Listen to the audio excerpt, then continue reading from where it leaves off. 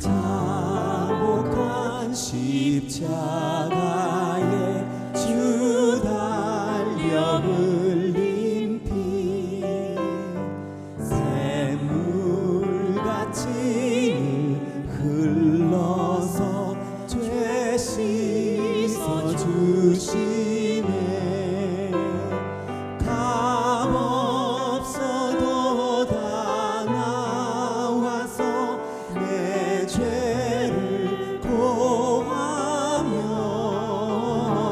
흰 눈보다 더 희도록 참 성결 얻으리. 나 믿노라 그 보혈 공로를 흘렀어도 피 흘리사 날 구원하셨네. 온 백성의 죄 사하신 하나님 어린 양 그 십자가 지심으로 온 인류 구했네. 저 영원한 새 나라에 다 같이 모여서 금검은 복 한복조로 새 노래 부르리. 나 믿노라 그 보혈 공로를 흠없어도 피 흘리사 날 구원하셨네. 나 믿노라 그 보혈 공로를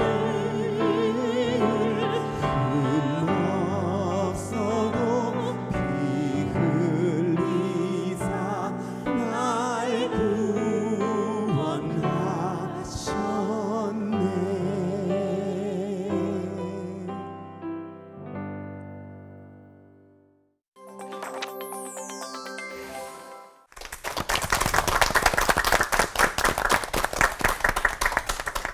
주 보혈의 공로를 의지해서 온 마음을 열어봅니다. 설교로 하나 되는 시간 CBS 올포원, 저는 진행을 맡은 아나운서 장주희입니다. 새치어로 천냥빚을 갚는다고 하지만 그 새치어가 쉽게 떨어지지 않을 때가 있습니다. 바로 누군가를 용서해야 하는 순간인데요. 오늘 올포원의 주제가 용서와 회복 어디까지입니다. 다 마음속에 누군가에 대한 미움과 또 상처들을 안고 있는 우리가 오늘 어떤 문제를 해결할 수 있을까 기대가 되는데요. 나는 이런 용서까지 해봤다. 이런 고백도 좋고요. 아니면 난 정말 이건 용서가 안 되더라. 이런 얘기들도 나눌 수 있을 것 같아요. 아, 저부터 한번 말씀해 주세요. 네. 왜 웃으시죠? 네. 근데 진짜 저는 운전할 때 제가 정말 이상해지는 것 같아요. 깜빡이 안 켜고 막 들어오면. 그냥 대각선으로 막 들어오면 갑자기 막 화가 나고 그 사람이 미워지고 용서하고 싶지 않아지더라고요. 하고 싶어지지 않는. 네, 그렇죠. 네. 근데 또 많은 가정이 겪었던 일이기도 한데 집에 사정이 상황이 너무 어려워지고 부모님 탓이라고 원망을 하다가도 또 너무 가슴 아프고 힘들어하시는 부모님을 보면서 그저 제 옆에, 우리 옆에 계셔주시기만 해달라고 용서 아닌 용서를 하는 이야기들 많이들 들어보셔서, 그리고 저 개인적으로도 많이 공감이 되는 이야기인 것 같아요. 네. 네. 공감하면 이 얘기가 빠질 수가 없는데 왜 내가 하면 다 괜찮은데 남편이나 다른 사람이 하면 용서가 1도 안 되는 왜 그런 행동을 하는 거야? 막 이렇게 화가 자꾸 나게 되는 남편이 껴요고. 네, 그런 용서가 1도 안 되는 상황들도 있는데요. 예수님은 그런 저를 왜 용서를 하셨을까? 어떻게 용서를 하셨을까? 이런 생각도 갑자기 또 들기도 하네요. 네. 저는 반대로 네. 남한테는 좀 관대해요. 용서도 잘하고. 근데 제 자신한테 용서를 잘 못해요. 왜냐면 너무 잘생겨가지고. 네?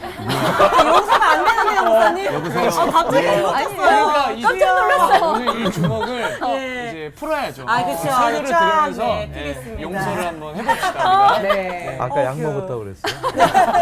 약 먹고 와가지고 안 좋아. 네. 몸이 안 좋아서. 위하고 장하고. 네, 정말 진정한 용서란 무엇이고 그것을 우리가 해낼 수 있을 것인가 정말 불가능한 일처럼 느껴지기도 하는데요.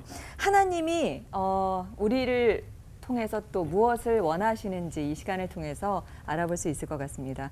이 세 분을 보니까 하나님께서 모든 것을 다 용서해 주실 것만 같은 그런 분들이세요.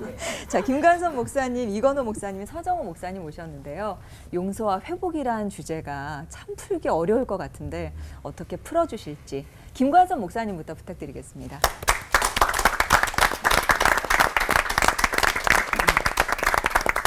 예수님이 그런 말씀을 하셨어요. 용서와 관련돼서 7번쯤 용서하면 괜찮을까요? 라고 질문했을 때 7번이라고 말했을 때는 그 숫자적 의미가 있지만 이거는 뭐 할 수 있는 한 최대한 다 했다는 뜻이에요. 근데 예수님의 답변이 뭐예요? 7번이 아니라 70번씩 7번이라도. 이 말은 뭘까요? 뭐 산수하니까 490번이라는 의미가 아니란 말이죠. 이거는 끝까지 용서해라. 용서할 수 있는 게 없어야 된다. 용서할 수 없는 게 없어야 된다. 그 말씀이셨을 겁니다. 그런데 예수님은 그렇게 가르치고 끝나지 않았다는 거죠. 예수님의 사역의 완성, 십자가에서 예수님은 용서의 최고의 본을 보이시죠. 예수님을 찌르는 자들, 예수님을 죽이는 자들을 위해서 기도하시잖아요.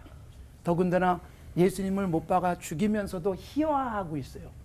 예수님의 남겨놓은 옷을 누가 가질까? 제비 뽑고 있는 그들을 내려다보시면서 예수님이 용서를 위해서 기도해 주세요. 아버지께서 저들을 용서해 달라고. 그런데 용서해 달라고 기도만 하시는 게 아니라 핑계거리까지 찾아주잖아요. 몰라서 저래요. 그러니까 변호까지 해주시는 거예요. 아버지께 용서를 위해서 기도하신다는 것은 이미 주님은 70번씩 7번 용서하라고 하신 대로 이미 예수님은 용서가 끝난 것이었습니다. 예수님은 용서가 끝났고 그리고 이런 상황에서도 용서해야 된다는 것을 예수님이 온몸으로 보여주신 것이지요. 저는 이렇게 말씀드리고 싶어요. 왜 용서해야 되느냐? 용서받을 그 사람을 위해서 용서하는 게 아니라 이기적 유전자라는 책을 혹시 보셨는지 모르겠습니다만 우리 안에 유전자들이 이 자기를 보호하기 위해서 우리를 이용한다는 거예요. 이게 재밌는 역설인데 근데 사실 저는 이렇게 얘기하고 싶어요. 용서는 최고의 이기적인 가장 좋은 태도다. 나를 위해서 할 수 있는 최고가 누군가를 용서하는 거예요. 여러분 용서하지 못한 채 남편, 아내, 가장 사랑해야 될 사람을 가장 용서 못하고 살아가는 세상이에요. 부모를 평생 용서 못한 채 안 보고 살아가는 사람도 있어요. 자식을 용서 못한 채 살아가는 사람들이 있어요. 가장 사랑해야 될 사람을 가장 상처 주기도 하고 가장 미워하며 살기도 합니다. 그러면 누가 불행할까요? 내가 불행한 거예요. 용서 못하는 내가. 용서는 예수님이 왜 우리에게 하라 그랬을까? 내가 행복해지는 최고의 방법이에요. 용서할 수 없는 사람 가슴속에 계속 남아 있어요. 볼 때마다 밥맛이 없어요. 저쪽에서 나타나면 피해서 지나가고 싶은 사람, 얼굴도 마주치고 싶지 않은 사람이 있으면 내 삶은 얼마나 위축되고 불행하시겠습니까? 그래서 예수님이 우리가 행복할 수 있는 길로 용서를 말씀하시는 거죠. 나를 위해서 용서하자. 여러분 누군가에게 굉장한 상처를 입고 평생 회복이 안 된 채 살아갈 수 있어요. 회복을 어디 가서 누구를 통해서 받을 것인가? 결국 내가 해야 돼요. 내가 용서하는 그 순간 내가 회복이 되는 겁니다. 그래서 예수님은 그걸 우리에게 보여주셨고 그리고 우리에게 용서의 경험, 내가 용서받는 경험을 통해서 나도 용서하며 살아야 된다라는 말씀을 예수님이 굉장히 많이 강조하셨던 것이죠. 제가 목회자지만 목회하면서 사는데도 미운 사람들이 있습니다. 저를 속상하게 하는 사람도 있고. 그런데요, 해가 질 때까지만 미워하다가 해결하고 잠자자. 바울 사도가 말씀한 대로 그런 생각을 꼭 하고 싶어요. 그리고 하고 있어요. 왜냐하면 내가 잠 잘 자기 위해서. 그 다음에 내가 예배 제대로 드리고 싶어서. 내 잠을 방해받으면, 아니 손해봤는데, 상처 입었는데 잠까지 못 자면 얼마나 억울해요. 결국 내가 이미 입은 손해에다가 용서를 못하면 손해를 하나 두 개를 더 얹혀놓는 거라는 거죠. 그리고 목회자가 우리 교회 공동체 안에서도 정말 용서가 안 되는 사람이 있으면 설교할 때 그 사람 못 보고 할 수도 있어요. 그리고 예배 시간에 딱 얼굴이 마주치는 순간 이게 버벅거리기도 하고. 이건 여러분 내가 불행해지는 거예요. 그래서 내가 예배를 제대로 드리고 싶으면, 그 다음에 내가 제대로 설교하고 싶으면, 내가 정말로 행복하게 살고 싶으면 용서해야 된다는 거지요.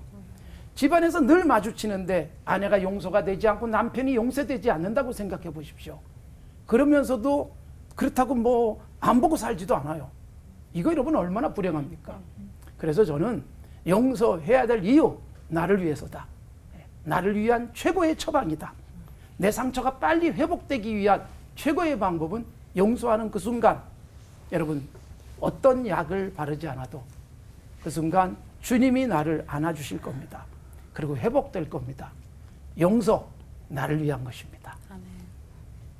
내가 회복되기 위한 최고의 처방, 용서라는 것을 가슴속에 새기고 살아갔으면 좋겠습니다. 아멘. 하나님 아버지 감사합니다. 우리를 용서하시고 하나님의 자녀가 될 뿐만 아니라 우리도 어느새 용서할 수 있는 자리에 들어가게 된 것을 감사합니다. 내가 용서받아야 된다는 것을 깨닫는 그 순간 회개할 줄 알고, 그렇게 회개할 때마다 용서하시는 주님으로 인하여 나도 누군가를 용서하며 내 삶이 행복해질 수 있는 건강한 우리들이 되게 하여 주시옵소서. 아멘. 예수님의 이름으로 기도드리옵나이다. 아멘. 아멘.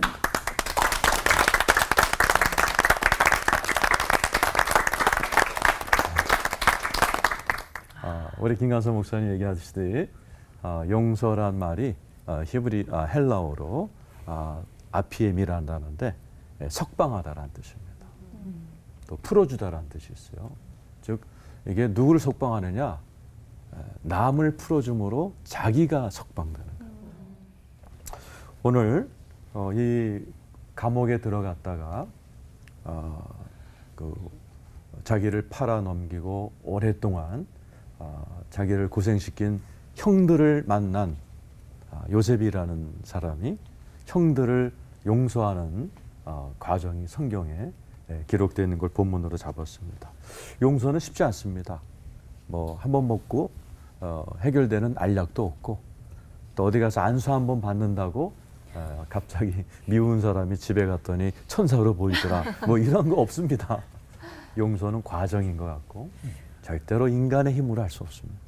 하나님의 힘으로밖에 할 수 없다는 것을 요셉이 형들을 용서하는 과정에서 보여주죠.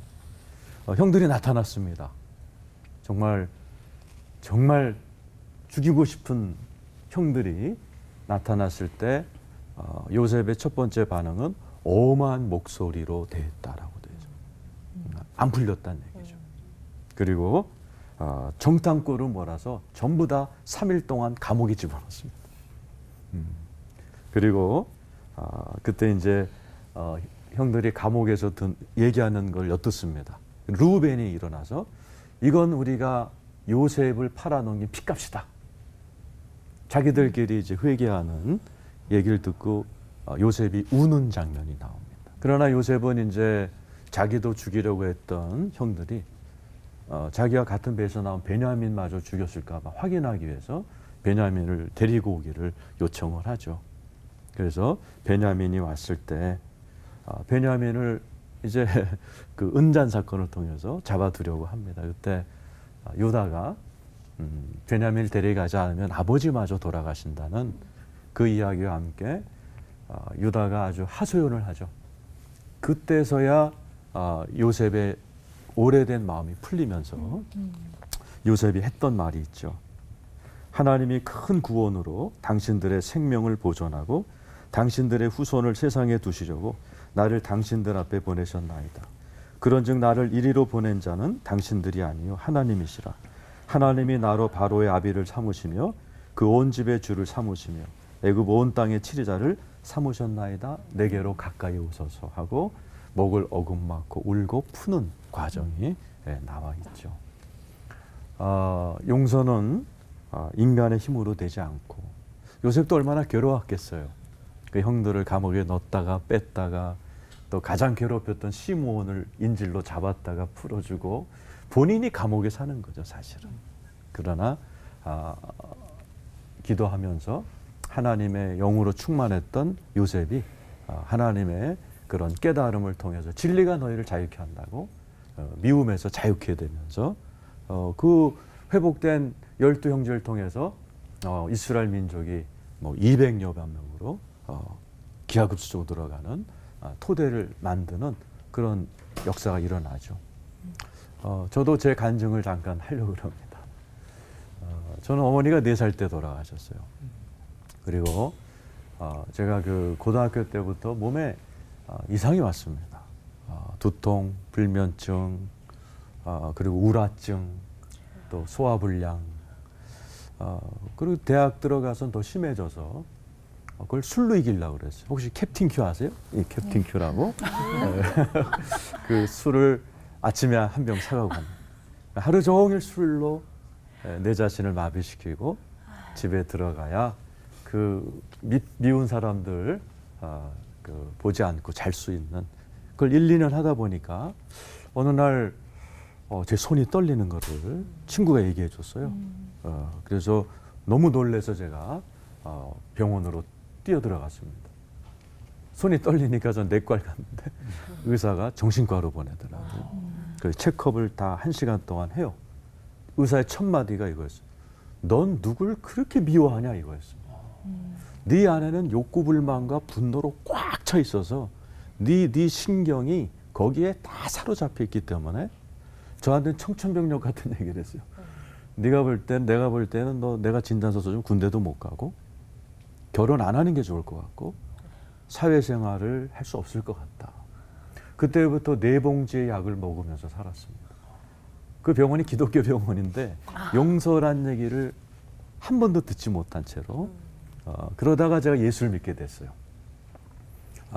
제가 이제 불교 신자였는데 이 계기로 아무리 절을 해도 해결이 안 돼서 이제 예수를 믿고 이제 신앙생활을 했습니다. 목사님께서 용서하란 말을 많이 했지만 용서가 잘 안 됐어요. 용서하고 싶었어요. 그러나 여전히 저는 약을 먹으면서 술을 약으로 대체하면서 약 없이 살지 못하는 그런 인생이 되었죠. 그러던 어느 날 아버지의 마음이라는 그 테이프를 어떤 분이 저에게 가져다 줬어요. 거기에 제 인생을 뒤바꾼 메시지가 들어있었어요. 잭 윈터라는 지금도 잊지 못할 제 은인, 나중에 미국 유학 갔을 때 같은 아파트에 사는 그런 참 신기한 일도 있었습니다. 그분께서 그러는 거예요. 예수를 믿으면 내 안에 기쁨이 와 있는데 우리가 이렇게 기뻐하지 못하고 분노에 쌓이는 이유는 상처가 사로잡혀 있어서 그렇다. 상처와 아픈 기억이 막고 있어서 그렇다. 이걸 제거해 주는 기도가 필요하다 그러더라고요. 간단히 가르쳐 주셨어요. 짧은 기도였어요. 하나님, 내 안에 꼭 치료돼야 될 기억이 있다면 떠오르고 생각나게 해달라고. 그리고 그 기억이 떠오르면 눈물이 날 거라는 거죠. 울래는 거죠. 왜냐면은 어렸을 때 눈물이 나왔어야지 그때 감정이 해결이 되는데 어렸을 때 울지 않으면 나이가 돼서 몸뚱아리가 운대요. 암에 걸려 울고 고혈압에 걸려 울고. 그게 굉장히 와닿아서 그 부분에서 탁 끄고 내가 지금 몸이 울고 있으니까 따라 해봤어요.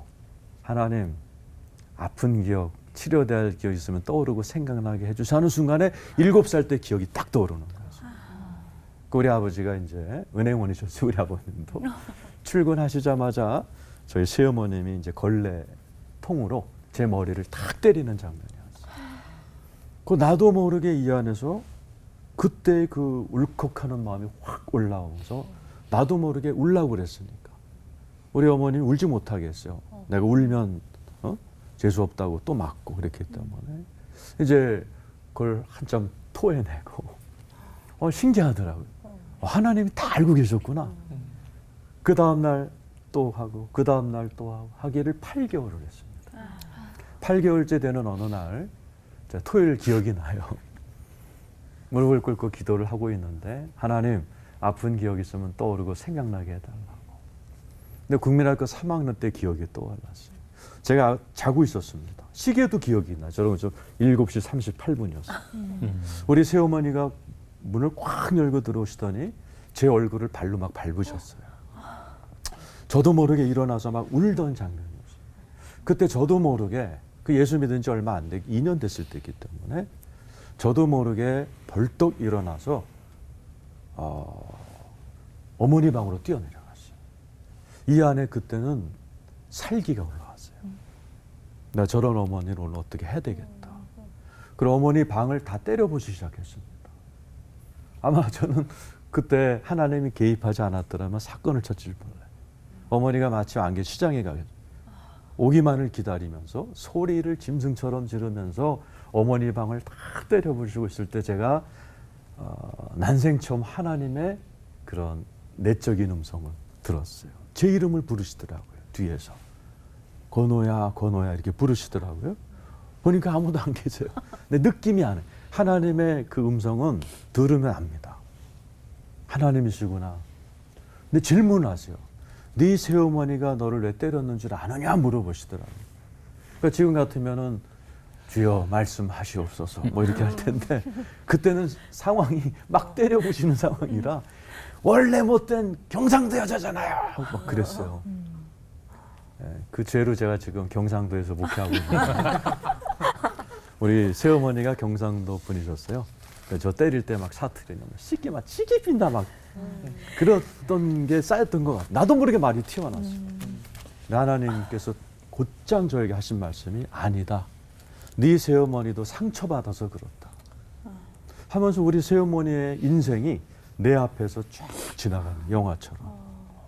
우리 어머니도 버림받은 전 남편에게서 그래서 세 자녀를 저희보다 위 이복 형님 누님들을 이렇게 데리고 살다가 우리 아버지랑 재혼해서 우리 셋 자기 자녀 셋 6명을 기르시는 그 어머니 한마음 인생이 싹 지나가는데 나도 모르게 이 안에서 불쌍하다는 마음이 올라오기 시작하는 거예요. 그러면서 내 속에서 뭔가가 이게 나중에 보면 쓴뿌리죠. 쓴뿌리가 하나 둘 확 빠져나가면서 제가 굉장히 괴로웠던 게 두통이었거든요.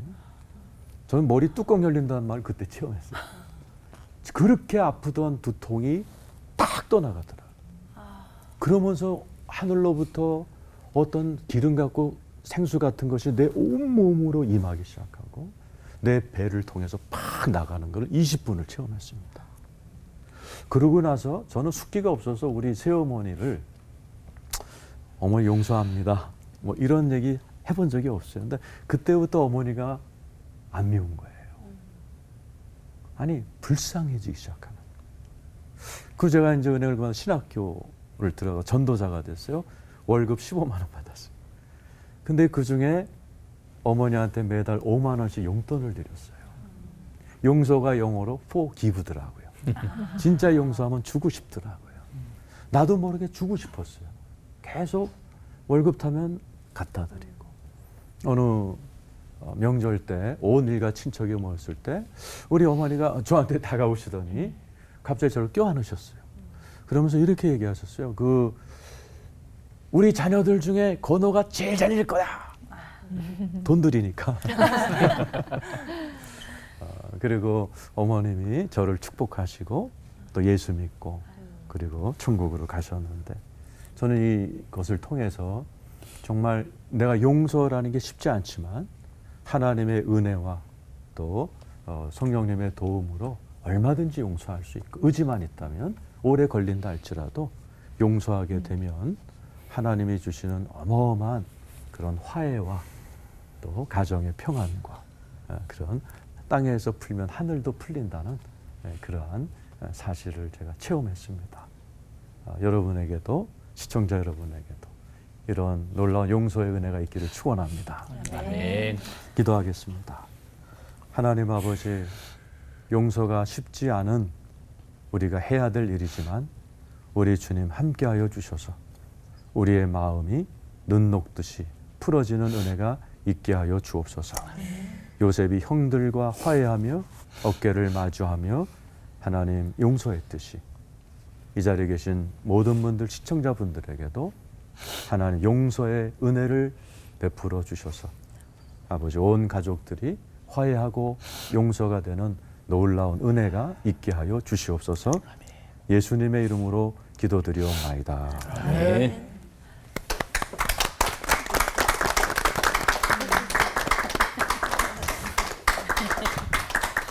세 번째 설교하는 게 이렇게 힘들 줄 몰랐어요.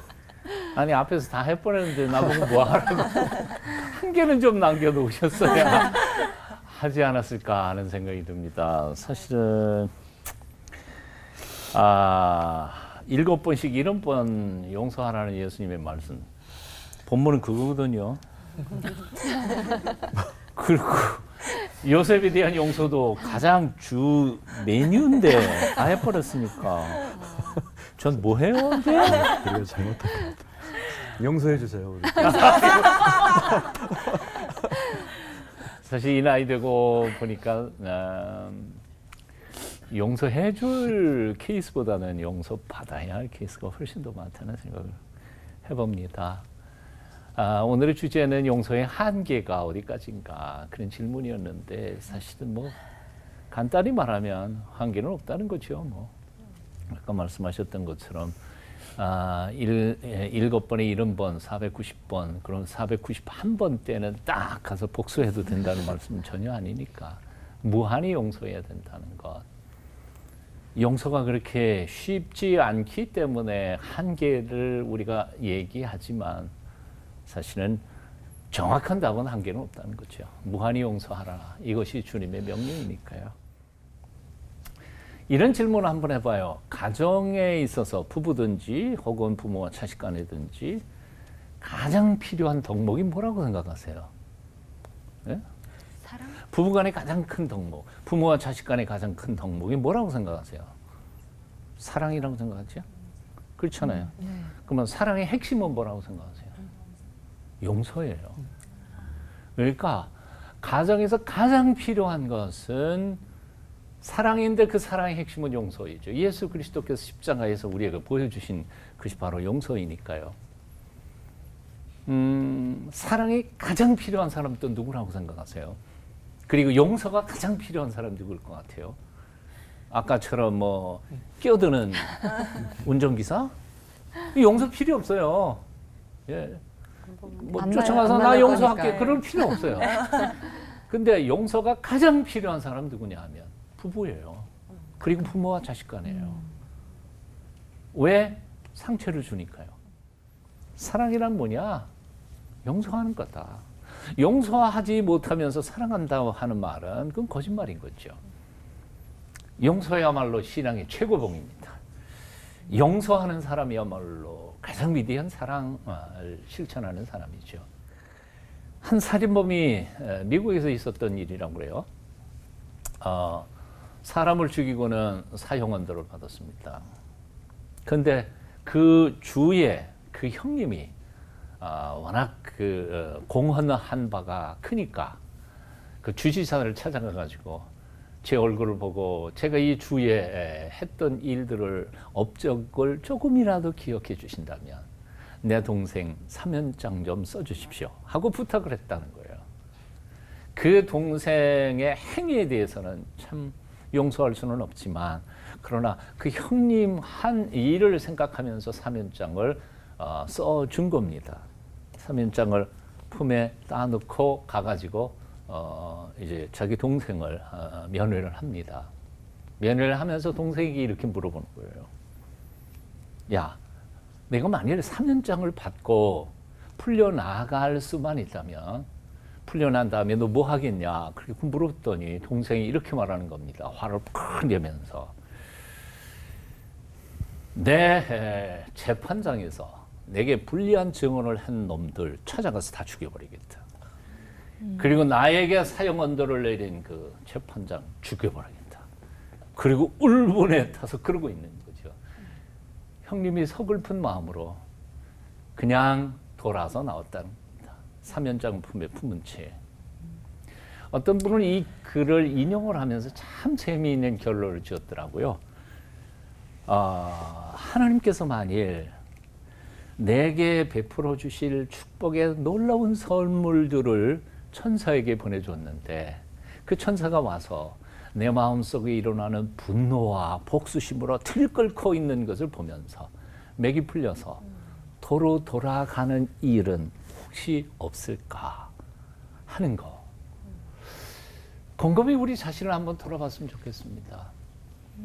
분노에 꽉 차서 소리를 지르고 욕지거리를 하면서 밤에 잠도 못 자고 그러는 나의 모습을 바라보던 천사가 와서 혹시 하나님께서 주시고자 하시는 회복과 축복의 선물들을 주지 못한 채 되돌아가는 일은 없을까? 그렇다면 얼마나 큰 손이겠어요? 자, 용서하자는 것이요. 용서하는 게 내게 유익이고 또한 그 사람에게도 유익인 거죠.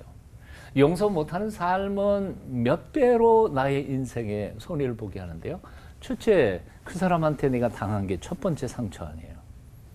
용서하지 못해서 지금 내 몸으로 혹은 내 삶에서 받는 상처들은 죽는 마지막 순간까지 계속 될 텐데, 아니 그 사람에게 당한 것도 억울한데 계속 내가 죽을 때까지 계속 용서하지 못함으로 해서 당하면서 살아가는 것은 얼마나 억울한 일인가 하는 거죠. 그냥 용서하고 하나님이 주시는 축복 가운데서 살아가는 것이 큰 축복의 삶의 모습이 아닐까. 어떤 분은 그래서 용서의 3F 법칙이 있다고 그래요. 첫 번째 법칙은 바로 forgive, 용서하라는 거죠. 두 번째 F는 forget, 잊어버리라는 거예요. 잊어버리지 않은 것은 용서하지 않은 거예요. 아직 그거 기억하면서. 부부싸움 할 때 부인들이 항상 하는 거 있죠. 용서했어. 근데 그 다음엔 또 나와. 레퍼토리가 계속 반복해서 나오는. 그게 용서한 건 아니야. 불의할 때는 계속 뭐 나오니까요. Forgive, forget, forever. 영원히. 그것이 진정한 용서의 원칙이고 방법이라는 거죠.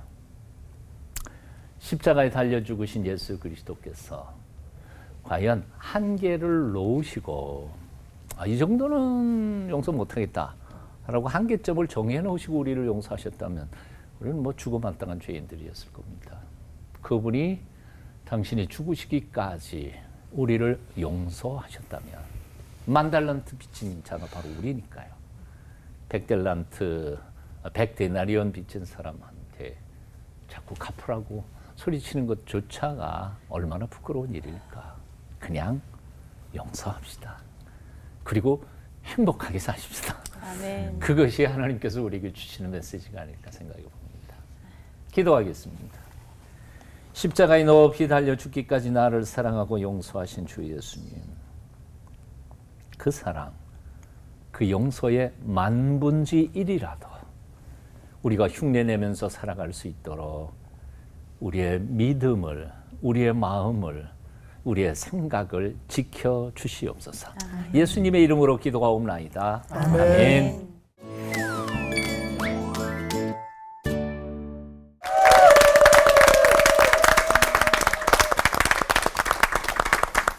용서와 회복 어디까지란 주제로 CBS 올포원 이야기를 나누고 있습니다. 오프닝 하면서 우리가 참 용서에 대해서 재미있는 이야기들 가볍게 시작했는데 세 분의 목사님 설교를 듣고 나니까 눈시울도 뜨거워지고 오늘도 휴지가 필요했던 그런 순간이었던 것 같아요. 그리고 머릿속에 굉장히 복잡해졌어요. 풀어야 될 것 같아요. 어떤 질문들이 좀 떠오르셨어요? 뭐 이제 한 시청자분께서 주셨다는 그 질문, 오늘 어쩌면 이 질문으로 이 자리가 시작된 게 아닌가 싶은데 용서할 수 없는 사람을 용서하는 길을 알려주세요. 예, 절절한 힘이 느껴집니다. 누구나 공감되면서 제일 묻고 싶었던 그 질문이 아닌가 싶습니다. 예. 최근에 이제 무고한 사람들이 어이없게 죽음을 맞이하게 되는 사건들이 자꾸 일어나니까 공분을 많이 사게 되었는데요.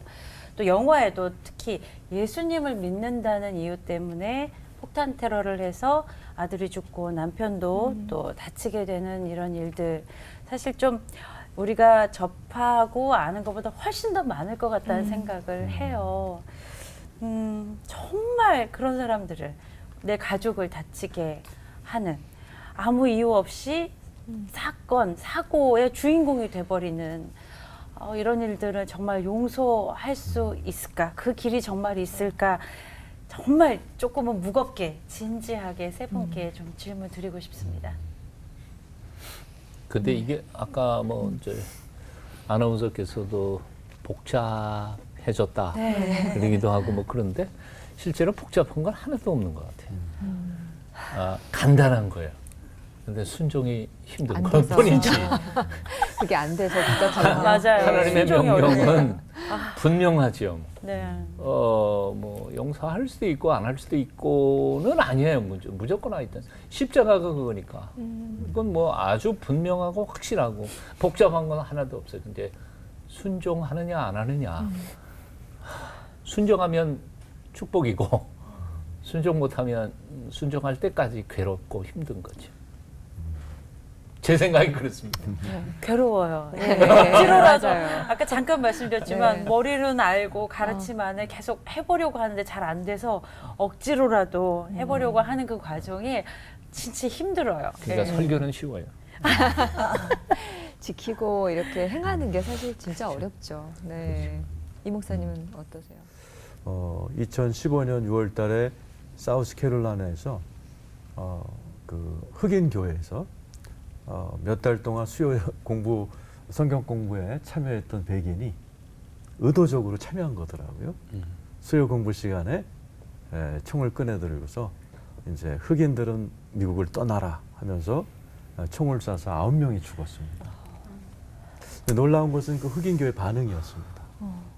그 재판 날 그 흑인 교인들 가운데 자녀를 잃고 남편을 잃은 성도들이 그 범인에게 우리가 당신 용서한다. 이걸 통해서 더 나은 사람이 되어주기를 우리는 기도하겠다. 이런 감동적인 메시지를 전해서 온 나라가 이제 감동적인 분위기로 갔다. 왜냐하면 그 교회 자체가 그런 용서를 강조하는 성숙함에 이르렀다면 그런 것이 가능할 수 있죠. 이런 용서할 수 있는 그리스도인들이 많아진다면 우리나라도 이렇게 좀 따뜻하고 용서하는 분위기로 그 변화된 날이 오지 않을까 그런 생각을 좀 해봤습니다. 용서라는 게 한계, 여기까지는 용서가 가능하고 여기서부터는 용서가 안 된다라고 말하는 것 자체가 위험해요. 여기서부터는 용서가 안 된다는 말은 사실은 요 앞에 것도 용서가 안 되는 거예요. 저도 용서가 안 되는 거예요. 그러니까 용서를 아예 못하고 살아가는 거지 너무 큰 거니까 내가 용서가 안 되는 게 아니라는 말이죠. 사실 우리는 그런 아까 이제 용서 3F에 대해서 말씀하셨잖아요. Forgive, Forget, 그리고 Ever인데 잊지 않고 있다는 것은 용서가 안 됐다는 뜻일 수 있거든요. 하나님의 용서의 최고의 표현이 기억도 안 하신다. 사람의 한계는, 그러니까 우리 인간의 기억력의 한계점이 그 잊어야 될 것은 기억하고 기억해야 될 것은 있는 거예요. 근데 하나님은 잊어야 될 건 정확하게 있고 기억할 건 기억하잖아요. 그러니까 소자 하나에게 냉수 한 그릇 줘도 상을 잃지 않게 하신다. 그거 기억할 일도 아닌데 그건 기억해 주시고 아무리 큰 죄도 기억을 안 해주셔. 이게 용서다. 이 용서는 있는 것이다. 근데 우리는 작은 것도 용서는 했지만 그때 너 나한테 10,000원 꼭 하고 안 가져왔지. 이거 사실은 치사하다 그럴까 봐 말은 안 해. 근데 늘 볼 때마다 10,000원이야.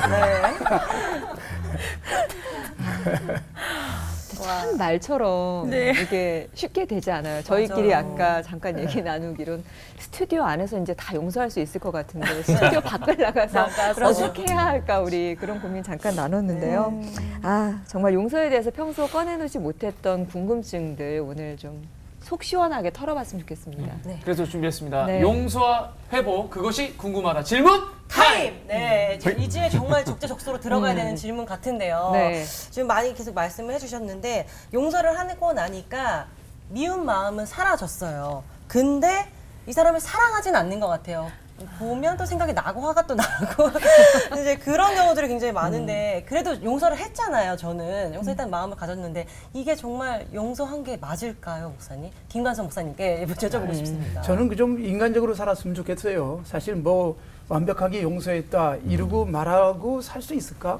차라리 나 사실은 미워 너. 내가 이 미움을 계속 줄여가려고 그래. 이게 훨씬 더 나는 인간적이고 그리고 당신이 정말 싫지만 주님이 용서하라 그래서 난 용서하고 사는 거지 실제로 내 마음에서는 좀 떨어지지 않아. 사실 차라리 표현하는 게 좀 낫다고 생각이 되어져요. 근데 우리가 이걸 자꾸 거룩한 척 해야 되고 용서한 것처럼 해야 되는 우리의 강박관념이 결국은 사랑도 못하게 만들지 않을까. 네, 목사 같지 않은 얘기를 했습니다. 역시 시원하신 대답이세요. 네. 사이다. 네. 그 말씀을 들으니까 정말 이 용서를 할 수 없는 사람을 용서하고 사랑할 수 없는 사람을 사랑하는 거는 정말 쉬운 일이 아니다. 이렇게 마음 근육도 단단해져야지 할 수 있는 일이구나라는 생각이 드는데요. 이건우 목사님이 용서와 회복에 대해서 이렇게 좀 도움이 될 만한 마음 근육이 단단해질 만한 용서 훈련법이 있으시면 좀 알려주시면 좋을 것 같습니다. 네, 이제 그 용서에 대해서 흔히 많은 분들이 심지어 교인들도 아이 세상 사람들은 그냥 같이 술 한잔하고 다 풀어버리는데 예? 뭐 그리스도인들은 뭐 쫀쫀하게 용서도 못하느냐 예? 그런 얘기를 다 들어보셨을 거예요. 맞아요. 예, 근데 술 한잔하고 풀 수는 있어요. 근데 그렇게 되면 우리의 영적인 근육은 자라지 않습니다. 예, 우리가 영적으로 깊어지고 성숙할수록 더 폭넓은 용서가 가능하거든요. 그래서 성경에서 우리가 가르쳐주는 하나님의 방법을 어렵더라도 따라가는 것이 참 중요합니다. 성경에서 보면은 어떤 남자로서 가장 많은 상처와 한을 받은 사람이 다윗 같아요. 결혼하자마자 그 사울 장인어른에게 쫓기고 부인은 다른 남자한테 줘버리고 또 태어날 때부터 정말 차별받는 8번째 아들로 자라게 되면서 또 수많은 그런 상처를 받은 다윗을 하나님은 이렇게 표현하셨거든요. 내 마음에 합한 자다. 내가 생각할 때 막 황폐해질 것 같은데 막 가슴이 갈기갈기 찢어져 있고 막 이게 막 엉망진창일 마음 같은데 다윗이 어떻게 하나님 보시기에 좋은 마음을 유지할 수 있었을까? 그 영성 방법이 다윗을 보면 다윗은 참 기도의 사람이었다고 봐요. 그 성경에 보면 기도의 방법이 23가지가 나옵니다. 뭐 금식기도, 철야기도, 방언기도 포함해서. 근데 다윗이 많이 드렸던 기도가 토설기도라는 겁니다. 내가 주님 앞에 마음을 토설하는 겁니다. 토설이란 말이 뭐죠? 토할 때 토하듯이. 우아하게 이쁘게 토하는 분. 그러니까 내 마음에 있는 것을 그대로 표현하는 그 토설 기도문이 성경에 많이 나와요. 시편, 109편 뭐 이런 거에 보면은 뭐 주여 뭐 악인의 뭐 팔을 꺾으세요. 뭐 정말 어떤 면에서 속 시원한 하나님 앞에 진짜 자기 마음을 다 털어놓는 거죠. 그냥 내숭 떨지 않고 다 털어놓는 거죠. 시편 기자들, 시편 학자들 하는 얘기, 다윗의 기도 패턴이 있다는 거예요. 굉장히 솔직하게 시작하고 끝에는 믿음과 감사와 찬양으로 마무리를 짓는 그 쓴뿌리라고 그러죠. 왜냐하면 용서 못하는 게 이제 머리로는 됩니다. 이런 설교를 들으면 용서해야지, 네. 용서해야지 내가 편해지. 머리로는 하는데 가슴까지 안 내려오는 게 쓴뿌리 때문에 그래요. 이 쓴뿌리를 뽑아내는 기도가 토설기도입니다. 그래서 제가 아까 제 인생을 변화시킨 기도문, 그 제윈터 목사님이 가르쳐 주신 기도 한 줄, 저에게 치료받아야 될 상처가 있으면 떠오르고 생각나게 해달라고. 그랬을 때 이렇게 떠오를 때 기억만 떠오르지 않거든요. 이 안에 그 울분과 감정까지. 그 감정이 같이 떠올라요. 그거를 토설해낼 때 내 안에 계신 성령님은 요한복음 14장 26절에 보혜사 성령님이 모든 것을 생각나고 가르쳐 주시리라. 그 다음 절이 내가 너에게 평안을 주노니. 그때 하나님 진리의 말씀이 나에게 임하고, 그렇게 기도하고 났을 때 주일날 갔는데 강단에서 담임 목사님이 우연히 한 말이지만 내게 응답이 오기, 치료에 아주 그냥 치료문 같은 말씀이 선포될 때 내 마음에 자유함이 오게 되고, 그래서 그런 기도와 말씀으로 그렇게 해나가는 것이 술 한 잔 먹고 푸는 것보다는 좀 더디지만 그게 우리를 성숙하게 하고 더 크게 하고 또 이렇게 다윗처럼 하나님 마음에 합한 마음을 갖는 그런 정도인 것 같아요. 목사님 말 들으면서 네. 생각나는데 네. 술 먹고 푸는 게 제정신 들고 나면 또 다시 그렇죠. 원위치 다시 합니다. 리턴. 네. 그렇죠. 또 나중에 먹어야 없죠. 계속 먹고 있어야 돼요. 먹어야 돼. 네. 아. 네, 세 분의 말씀을 들으면서 그러니까 용서가 안 되고 힘들었던 게 뭔가 내가 해보려고 했기 때문에 잘 안 됐구나라는 걸 좀 깨닫게 되면서 역시 붙잡을 건 하나님밖에 없구나. 네. 노력해야지. 네, 예, 용서에 노력을 대해서 또 해야지. 그렇죠. 용서에 대해서 생각이 조금 많이 바뀌는 것 같네요. 네. 네. 이번에 좀 제가 네. 질문을 드리고 싶은데요. 이제 말씀을 들어보니까 내 힘으로는 안 되잖아요. 네, 하나님께서 성령님께서 도와주셔서 가능한 일인데 그렇게 해주시고 나서 그 뒤에 그 용서를 마치 우리가 한 것처럼 또 많이 보상을 해주시는 것 같아요. 그렇게 하나님께서 갚아주신다 이런 말씀인데요. 하나님께서 갚아주신다는 그런 의미가 좀 생각보다 좀 의미가 넓을 것 같아요. 그래서 그런 성경에서도 그런 사례를 좀 찾아볼 수 있을지 목사님들께 한번 여쭤보고 싶습니다. 하나님이 갚아주시는 걸 저는 지금 질문 들으면서 두 가지가 생각났어요. 네. 하나는 뭐냐면 내가 용서한 것에 대해서 하나님이 상으로 갚아줄 것도 있지만 하나님 갚아주옵소서. 복수. 저는 명월이 복수. 예. 그것도 있지 않을까 그런 생각이 들어요. 실제로 다윗이 사울을 죽일 수 있는 기회에 안 죽이잖아요. 사무엘상 24장, 26장. 네. 그때 하나님이 하실 일을 내가 하지 않겠다는 뜻이었거든요. 결국은 하나님이 사울을 꺾어버리시잖아요. 그러니까 그런 면에서 갚아주셨다. 그러니까 원수를 갚아주시는 부분도 있다. 그 다음에 나의 용서에 대해서 보상해 주시는 갚음도 있다. 선물로. 네, 그런 생각이 들어요. 이건우 목사님은 하나님께서 갚아주신다 이 말을 어떻게 네. 해석하세요? 저도 두 가지로 지금 네. 이해했거든요. 용서했을 때 좋은 의미로. 그 성경에 써 있잖아요. 땅에서 풀면 하늘에서 하늘에서 또 풀린다. 풀리고. 제가 이제 은행원을 그만두고 신학교를 들어갔을 때 저희 아버님이 굉장히 분노하셨습니다. 네, 왜냐하면 우리 가문에 목사가 크리스찬이 없으니까 이해를 못 하시는 거죠. 그렇죠. 그때부터 저를 굉장히 자랑스러워 하셨는데 늘 싸늘한 얼굴로 쳐다보시고 제가 이제 유학 10년 했고 하는 동안에 일전 한 푼 도와주지 않으셨어요. 그러던 아버님과 제가 이제 아버님이 암에 걸리셔서 병상에서 화해하는 아버님이 저에게 이제 용서를 비셨습니다. 그리고 아버님과 진짜 영화 찍었어요. 삼성병원 안병동에서 둘이 껴안고 엉엉 울면서 아버지 사랑해요, 아들아 미안하다. 그러면서 제가 제일 듣고 싶었던 말, 네가 목사가 돼서 자랑스럽다. 그 아버님이 그 얘기를 하시더라고요. 이제 돌아가시죠. 미국으로 다시 돌아갔을 때 친구들이 갑자기 그런 얘기를 누가 해줘요? 이 목사는 뭐 하는 일마다 잘 돼 요즘. 뭐 손만 대면 잘 돼. 뭐 필요하다 그러면 착착 오는 것 같아. 친구들이 그걸 본 거예요. 그때마다 내가 왜 그러지? 아, 땅에서 풀어서 하늘이 풀렸구나. 이런 생각을 좀 했고요. 두 번째로는 반대로 우리가 용서하지만 하나님은 우리에게 상처 준 사람에게 또 갚아주시는.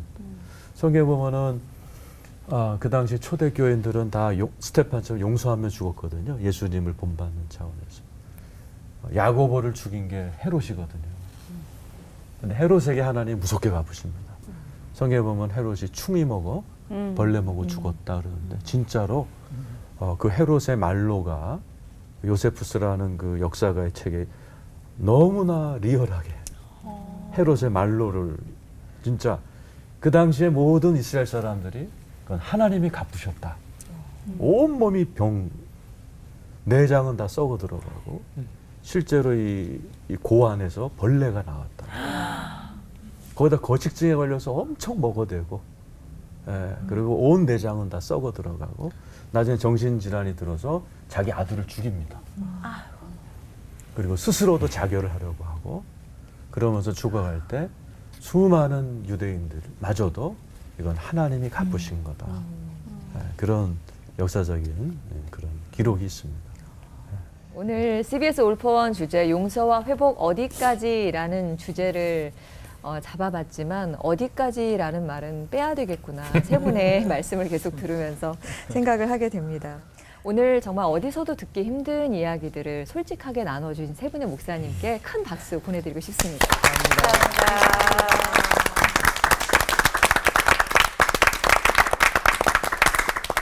그리스도인이라면 누구나 암송하고 있는 주기도문. 예수님께서는 왜 제자들과 우리들에게 이렇게 기도하라라고 가르치셨을까요? 다음 시간 CBS 올포원 주제가 주가 가르쳐 주신 기도 주기도문입니다. 어떤 뜻이 있을지 함께 좀 찾아봤으면 좋겠고요. 오늘 끝인사는 민과 혼 커플의 리드로 또 인사드리도록 하겠습니다. 용서할 수 없는 사람을 사랑함으로 하나 되는 시간 올포원.